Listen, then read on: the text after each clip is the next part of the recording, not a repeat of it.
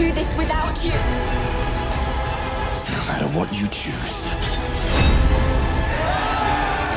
you'll come out bloody.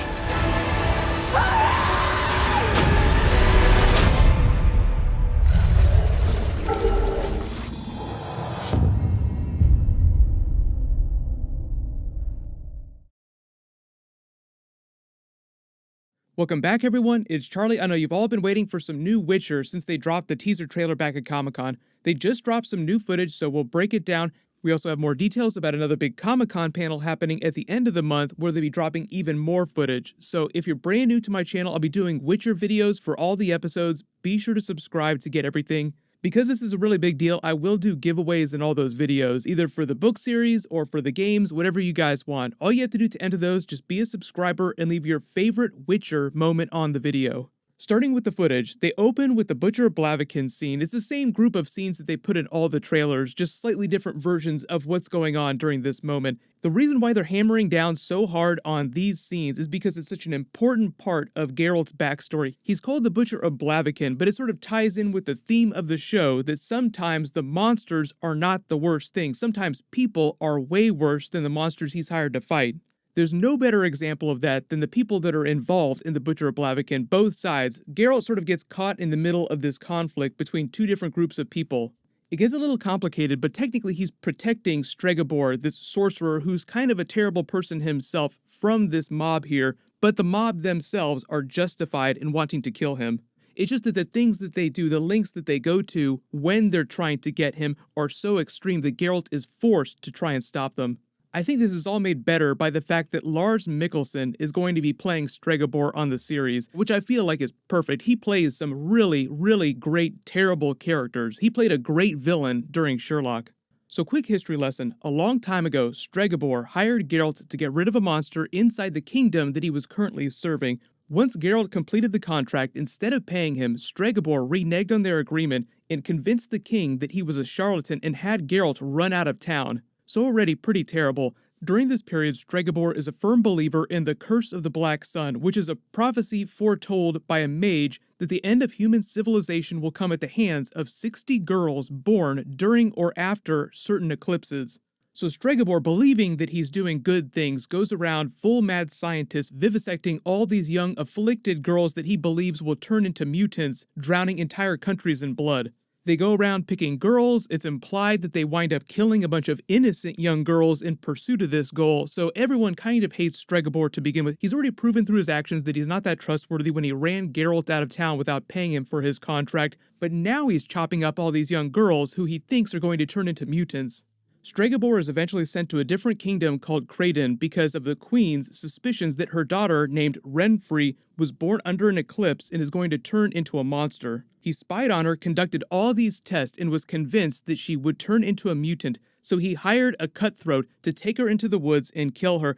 The cutthroat sexually assaulted her, but she was able to fight him off and escaped. Many years later, the queen of that kingdom wound up dying under mysterious circumstances. Stregobor suspected that it was Renfri who had escaped and come back for revenge.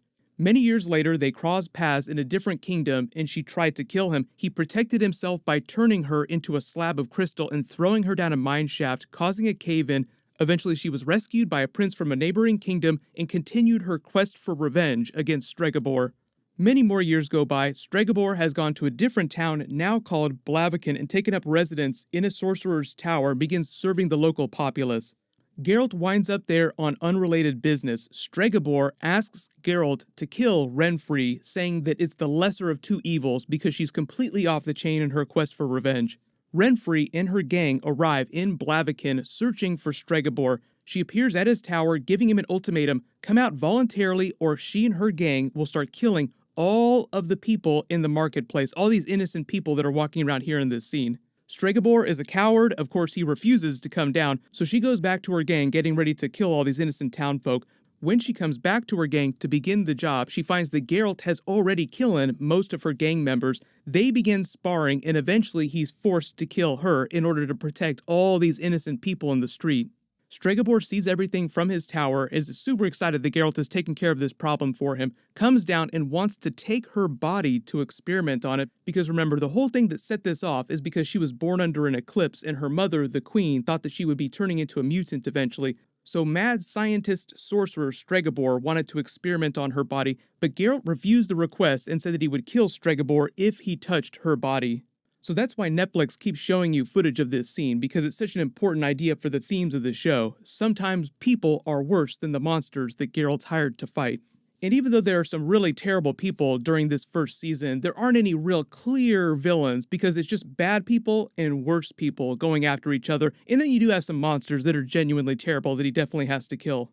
The Witcher book series is very different from A Song of Ice and Fire, Game of Thrones. There's no Night King, there's no White Walkers, there's no group of people that you could point to and say they are the most evil group, everyone else has to band together to fight them. It's really a bunch of separate groups of people that are all pretty terrible.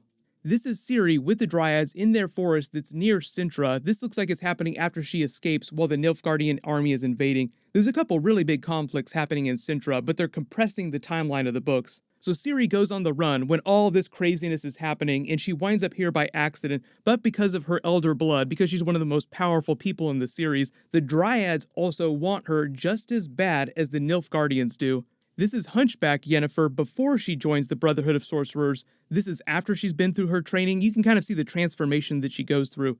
These scenes of her in the desert seem like a fight scene when she's using her new powers. All these shots of Geralt in this keep or broken down castle seem like they're from the same sequence of him being hired to get rid of a Striga or another monster like he fights in the opening cinematic of the first game. Here's a clip of that. It's actually a pretty fantastic scene.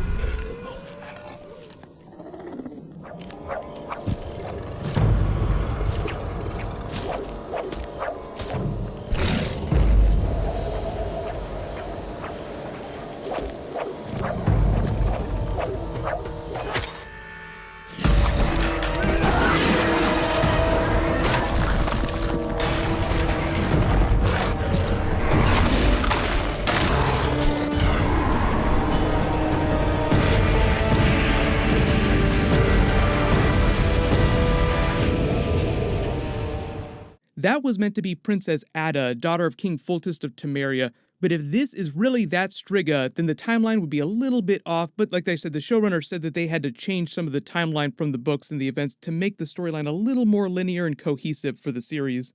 Best example of that is making Ciri way older than she is in the books. For instance, in all the scenes where you see the Nilfgaardian army destroying Sintra, she's only supposed to be about 10 years old, but here, like when you see her with the Dryads, she's a teenager. In the actress, Freya Allen, who plays Ciri, is about 18 in real life. I believe she's playing Ciri just a little bit younger than that, but still way older than book Ciri. This seems like a scene of Ciri or Pavetta, her mother, using her powers. Ciri, through her mother, has elder blood, making her one of the most powerful characters in the book series and in the games. One of her abilities is she can teleport, like you see her looking confused in this giant mystical tree in the desert. She doesn't know how she got there, like maybe she accidentally used her teleportation powers. This seems like her mother, Pavetta, using her powers. Maybe that's Dooney next to her there. This is Tissaia using her powers. She's the woman in the Brotherhood of Sorcerers who takes in Hunchback Yennefer and magically removes all of her deformities and begins her instruction in the magical arts. It's sort of a nightmare version of Hogwarts. There's some big sacrifices that Yennefer is forced to make in order to attain her powers. This just seems like her getting into a fight in the street, and then they end obviously on that same shot of Geralt all potioned up, getting ready to fight this giant monster. So just a reminder, the big London Comic-Con panel with the showrunner and Ciri is happening at the end of the month, but that's separate from the special video game conference that's happening with the writer of the book series.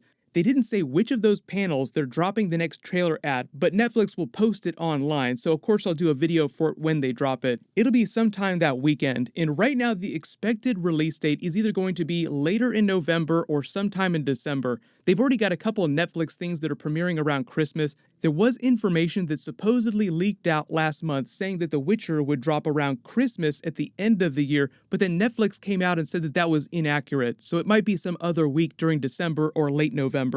Of course, I'll do videos for that, history, bonus videos, lore videos, just like I would do for Game of Thrones. If you have any special requests for Witcher videos, just let me know in the comments. Everyone click here for my Witcher Comic-Con trailer Easter eggs video, and click here for my teaser trailer for the Game of Thrones prequel series.